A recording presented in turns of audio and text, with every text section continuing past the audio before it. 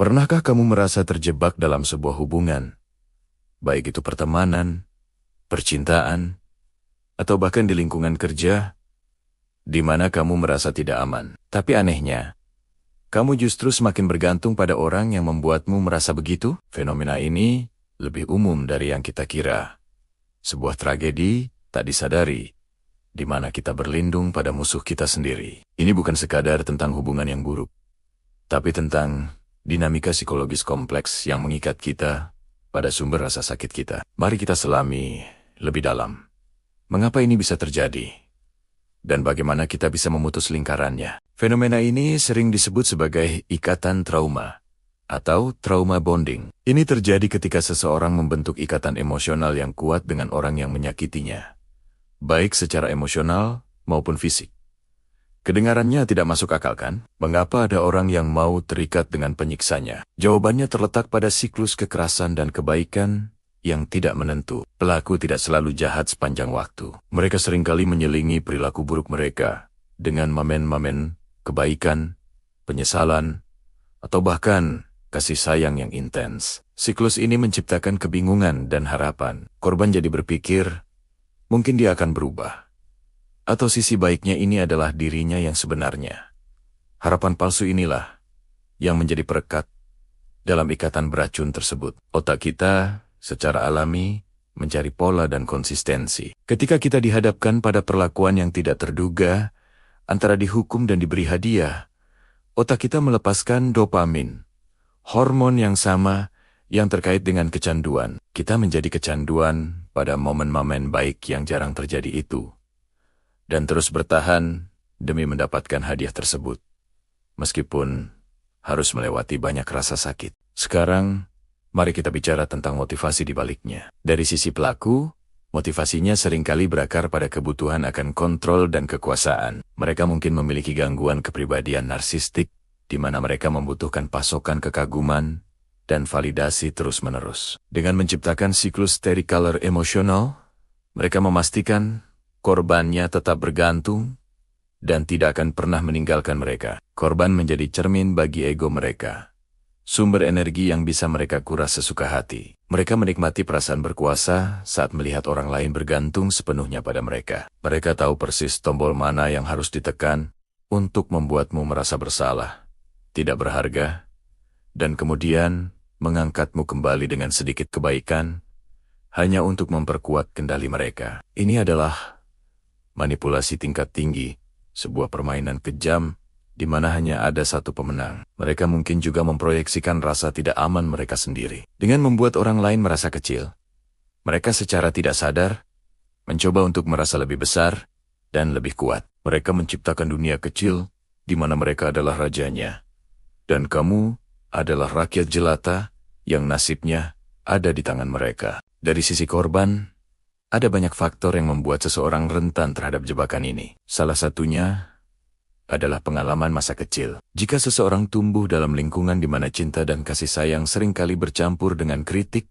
atau perlakuan yang tidak konsisten, mereka mungkin secara tidak sadar menganggap pola ini sebagai sesuatu yang normal dalam sebuah hubungan. Mereka belajar bahwa cinta itu harus diperjuangkan, bahwa cinta itu menyakitkan. Harga diri yang rendah juga memainkan peran besar. Ketika seseorang merasa tidak berharga, mereka cenderung menerima perlakuan buruk karena mereka percaya bahwa mereka tidak pantas mendapatkan yang lebih baik. Pelaku seringkali sangat pandai dalam mendeteksi dan mengeksploitasi kerapuhan ini. Mereka akan mengisolasi korbannya dari teman dan keluarga, membuat korban semakin bergantung pada mereka sebagai satu-satunya sumber dukungan sosial. Perlahan tapi pasti, dunia korban menyusut hingga hanya ada pelaku di pusatnya. Rasa takut akan kesendirian juga menjadi faktor pendorong yang kuat. Pikiran untuk memulai kembali dari nol, menghadapi dunia sendirian, setelah sekian lama berada dalam hubungan yang menguras energi,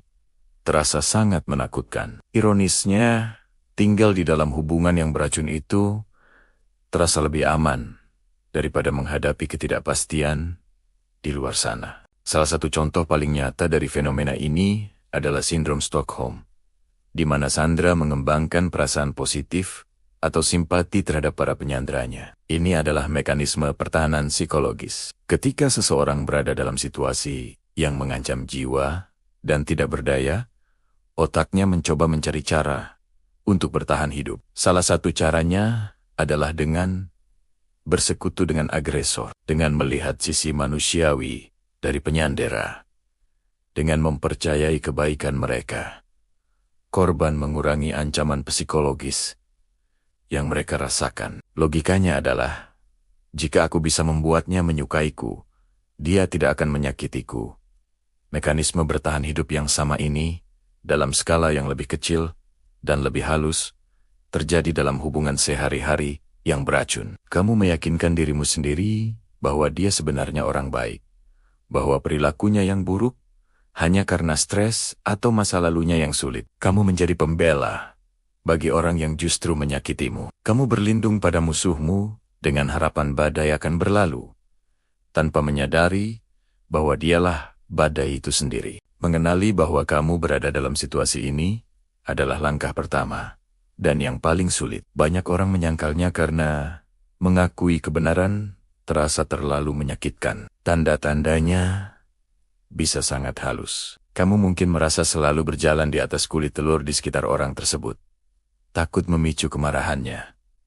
Kamu sering membela perilakunya kepada teman atau keluarga. Kamu merasa lelah secara emosional dan terkuras, tetapi juga merasa tidak bisa hidup tanpanya. Kamu mungkin telah kehilangan kontak dengan teman-teman lama dan hobi yang dulu kamu sukai. Jika ini terdengar akrab, penting untuk tahu bahwa kamu tidak sendirian.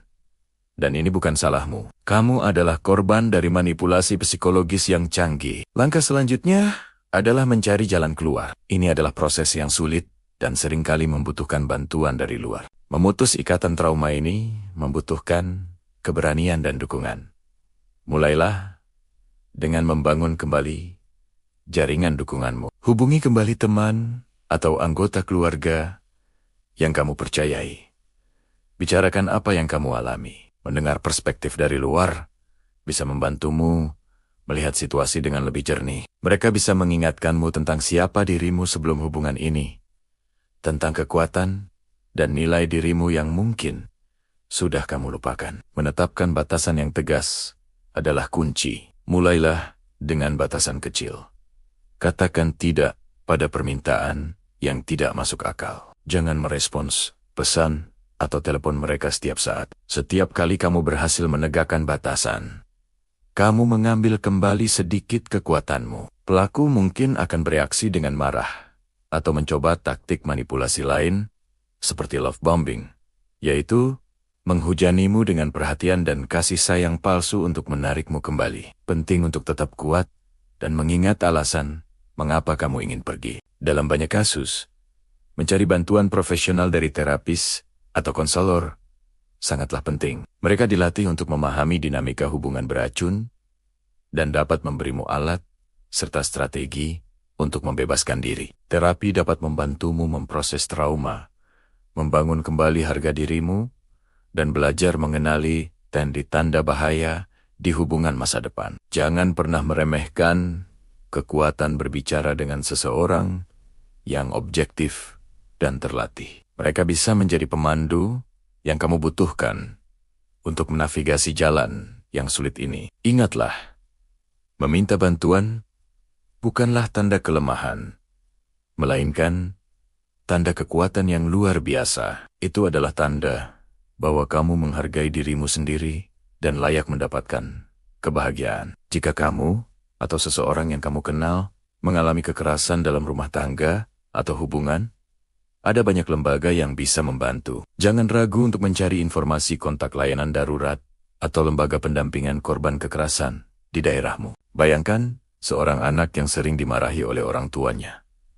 Secara logika anak ini seharusnya menjauh, tapi anehnya, ia justru semakin menempel, semakin mencari perhatian, dan validasi dari orang tua yang sama. Atau seorang karyawan yang terus-menerus mendapat tekanan dan kritik pedas dari atasannya. Tapi alih-alih mencari pekerjaan baru, ia malah bekerja lebih keras. Berharap suatu hari nanti, sang atasan akan memberinya pujian. Fenomena ini juga sering kita lihat dalam hubungan percintaan yang tidak sehat, di mana seseorang terus kembali pada pasangan yang telah menyakitinya, dengan harapan kali ini semuanya akan berbeda. Mengapa ini bisa terjadi? Akar masalahnya seringkali terletak pada apa yang disebut psikolog sebagai ikatan trauma atau trauma bonding. Ini adalah ikatan emosional yang kuat antara korban dan pelaku kekerasan. Ikatan ini terbentuk dari siklus perlakuan buruk yang diselingi dengan kebaikan sesaat. Pelaku akan menciptakan ketegangan, rasa takut, dan kecemasan. Lalu tiba-tiba memberikan sedikit kebaikan, pujian, atau hadiah. Momen kebaikan yang langka ini terasa begitu melegakan bagi korban, sehingga otaknya melepaskan dopamin, hormon rasa senang. Korban menjadi kecanduan pada momen-momen lega ini. Mirip seperti seorang penjudi yang terus bermain demi kemenangan kecil yang jarang terjadi. Mereka mulai percaya bahwa jika mereka berusaha lebih keras, lebih patuh, atau lebih baik, momen-momen kebaikan itu akan datang lebih sering. Di balik perilaku ini sangatlah rumit. Pertama, ada kebutuhan dasar manusia untuk merasa terikat dan memiliki. Ketika sumber utama ikatan kita seperti orang tua, pasangan, atau atasan juga menjadi sumber rasa sakit kita, otak kita mengalami kebingungan. Untuk mengatasi disonansi kognitif ini, kita cenderung merasionalisasi perilaku pelaku. Kita mungkin berpikir, dia tidak bermaksud menyakitiku, atau ini pasti salahku, atau di balik semua ini, sebenarnya dia peduli padaku.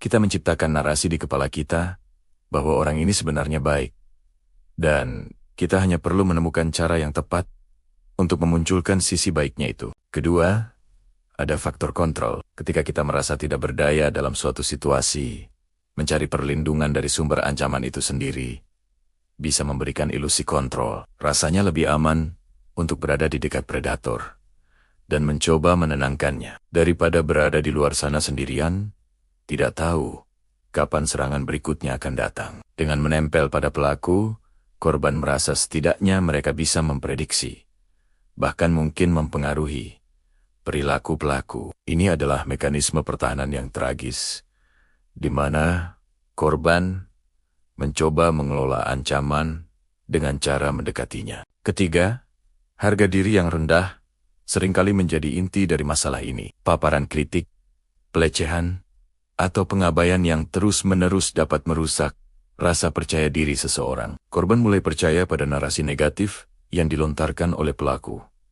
Mereka merasa tidak layak mendapatkan yang lebih baik. Mereka berpikir, tidak ada orang lain yang mau menerima mereka. Sehingga bertahan dengan pelaku terasa seperti satu-satunya pilihan yang ada. Pelaku seringkali dengan sengaja mengisolasi korbannya dari teman, keluarga, atau sumber dukungan lain yang semakin memperkuat ketergantungan ini. Tanpa perspektif dari luar, dunia korban menyempit dan realitas yang diciptakan oleh pelaku menjadi satu-satunya realitas yang mereka kenal. Sekarang, mari kita lihat lebih dalam bagaimana pola ini bekerja dalam kehidupan nyata. Dalam hubungan romantis, seorang pelaku mungkin akan melontarkan kata-kata kasar, cemburu berlebihan, atau mengontrol keuangan pasangannya. Lalu, setelah pertengkaran hebat, ia akan datang dengan bunga, permintaan maaf yang tulus, dan janji-janji bahwa ia akan berubah. Korban yang sudah lelah secara emosional sangat merindukan kedamaian dan kasih sayang. Momen bulan madu singkat ini terasa begitu indah dan meyakinkan, sehingga semua perlakuan buruk sebelumnya seolah terhapuskan. Siklus ini akan terus berulang, dengan periode bulan madu yang semakin singkat dan intensitas kekerasan yang semakin meningkat. Korban terjebak selalu berharap untuk kembali ke masa-masa indah di awal, tanpa menyadari bahwa masa-masa indah itu hanyalah umpan dalam sebuah perangkap. Di lingkungan kerja, seorang atasan yang beracun mungkin akan meremehkan ide-ide Anda di depan umum, memberi Anda beban kerja yang tidak masuk akal, dan menyalahkan Anda atas kegagalan tim. Namun, sesekali, ia mungkin akan memuji hasil kerja Anda di depan orang penting atau memberi Anda bonus kecil. Pujian langka ini terasa seperti sebuah kemenangan besar. Anda mulai berpikir, akhirnya Dia mengakui kemampuanku. Anda menjadi terobsesi untuk mendapatkan pengakuan itu lagi. Mendorong diri Anda hingga ke batas kelelahan. Tanpa menyadari bahwa Anda sedang dieksploitasi dalam sebuah permainan kekuasaan yang tidak sehat. Kesehatan mental Anda menurun, kreativitas Anda terkuras, tapi Anda merasa tidak bisa pergi karena sudah terlalu banyak berinvestasi secara emosional. Bahkan dalam lingkup yang lebih luas, seperti politik atau kelompok sosial, fenomena ini bisa terjadi. Seorang pemimpin karismatik bisa saja menciptakan narasi kita versus mereka, menanamkan rasa takut dan ketidakamanan pada para pengikutnya. Kemudian, ia memposisikan dirinya sebagai satu-satunya penyelamat, satu-satunya yang bisa melindungi mereka dari musuh di luar sana. Para pengikutnya yang merasa takut dan bingung akan semakin bergantung padanya. Mereka akan membela setiap tindakannya. Bahkan yang jelas-jelas merugikan, karena melepaskan kepercayaan pada sang pemimpin terasa lebih menakutkan daripada menghadapi kenyataan yang tidak pasti. Mereka berlindung pada sosok yang justru menciptakan rasa takut itu sendiri. Lalu, bagaimana cara kita memutus siklus tragis ini? Langkah pertama, dan yang paling sulit, adalah kesadaran. Menyadari dan mengakui bahwa Anda berada dalam pola berlindung pada musuh adalah sebuah terobosan besar. Ini membutuhkan keberanian untuk melihat situasi apa adanya, bukan seperti yang Anda harapkan. Seringkali, ini terjadi ketika ada pemicu sebuah insiden yang begitu parah, sehingga tidak bisa lagi dirasionalisasi, atau ketika seseorang dari luar memberikan perspektif yang menyadarkan. Setelah kesadaran muncul, mencari dukungan dari luar sangatlah penting. Hubungi kembali teman atau anggota keluarga yang mungkin selama ini Anda jauhi. Bicaralah dengan mereka.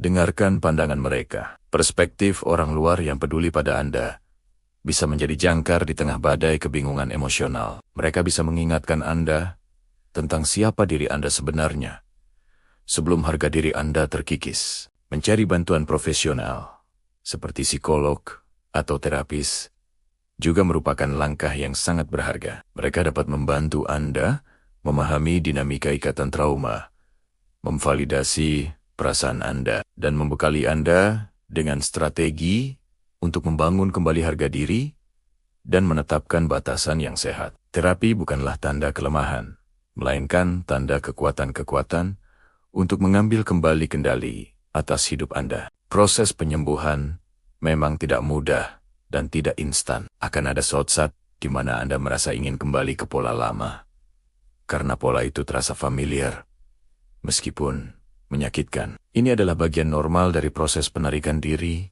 dari ikatan trauma. Penting untuk bersabar dan berbaik hati pada diri sendiri. Fokuslah pada langkah-langkah kecil. Mulailah dengan menetapkan batasan-batasan kecil. Kurangi kontak dengan orang tersebut jika memungkinkan. Jika tidak mungkin, seperti dalam kasus atasan atau anggota keluarga, belajarlah untuk menjaga jarak emosional. Ingat, Anda tidak bertanggung jawab atas perasaan atau reaksi mereka. Anda hanya bertanggung jawab atas kesejahteraan Anda sendiri. Bangun kembali hidup Anda di luar hubungan yang beracun itu. Temukan kembali hobi-hobi lama. Jalin pertemanan baru, fokus pada tujuan pribadi Anda. Semakin Anda mengisi hidup Anda dengan hal-hal positif dan orang-orang yang mendukung, semakin sedikit ruang yang tersisa untuk pengaruh negatif dari masa lalu. Anda akan mulai menyadari bahwa Anda mampu, Anda berharga, dan Anda layak mendapatkan kebahagiaan dan rasa hormat, bukan dari orang yang menyakiti Anda, tetapi dari diri Anda sendiri, dan dari orang-orang yang benar-benar peduli pada Anda. Tragedi berlindung pada musuh adalah sebuah penjara tak terlihat yang dibangun dari harapan palsu dan manipulasi emosional. Kuncinya adalah menyadari bahwa pintu penjara itu tidak terkunci.